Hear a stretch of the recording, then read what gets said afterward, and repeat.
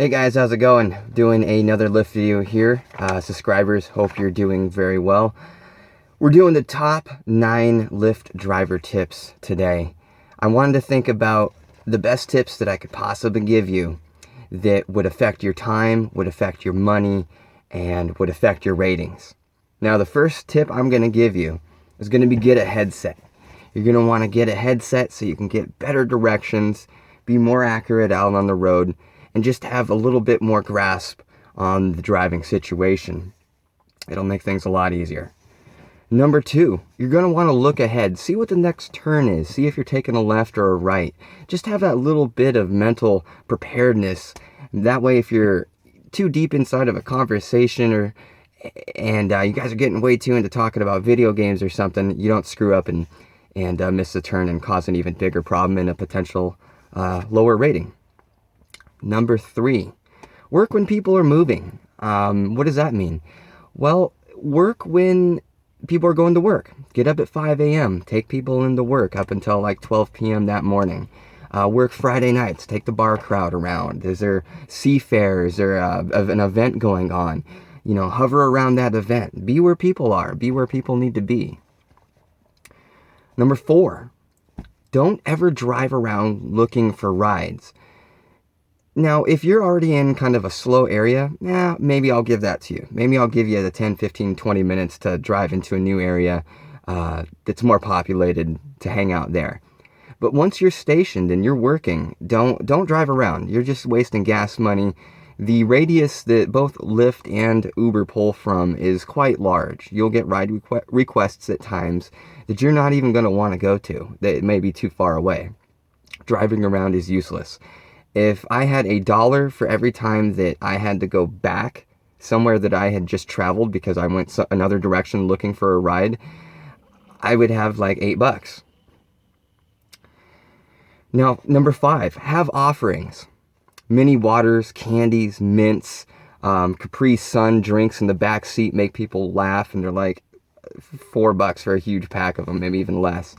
I've already gone over and beat it to death in my other videos how I believe they help. I've seen it in my ratings, people thanking me for candy. And as you know, the way their rating system works is you really don't get to dive into your ratings. You don't get to see a lot of them. So if I'm seeing something pop up that's the same thing 2 or 3 times, okay, I'm sold on candy now. There's going to be all kinds of fucking candy in this car because people really seem to like it.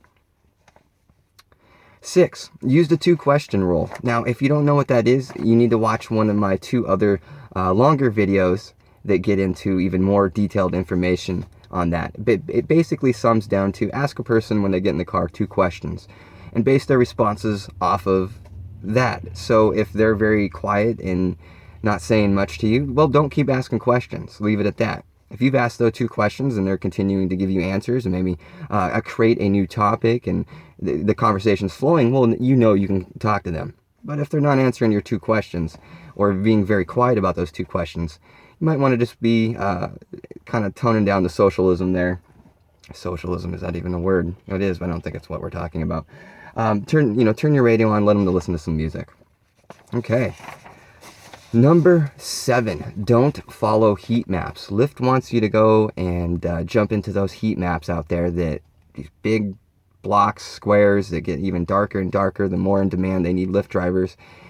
What the problem is from what I've seen and what a lot of other people are commenting on, is that they drive to the heat map and then by the time they get there, everything's done. Everybody's gone. So I highly recommend just avoiding the heat map altogether.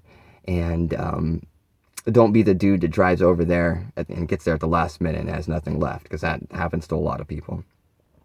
Number 8, don't drive where you're not comfortable. What do I mean by that? Well, I don't like driving in downtown Seattle, so I purposely don't go and put myself there. I don't try to stay there. I actually turn it off once I'm done.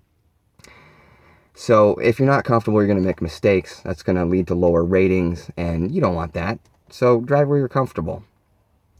9, ask if they prefer to give you verbal directions. It really helps. You'd be surprised. I'll just take a left here, take a right there. Anyways, those are the 9 tips I could think of that were the best tips for you. I hope you enjoyed this video. I hope you put it to some work and get a lot of money. Take care. Good luck.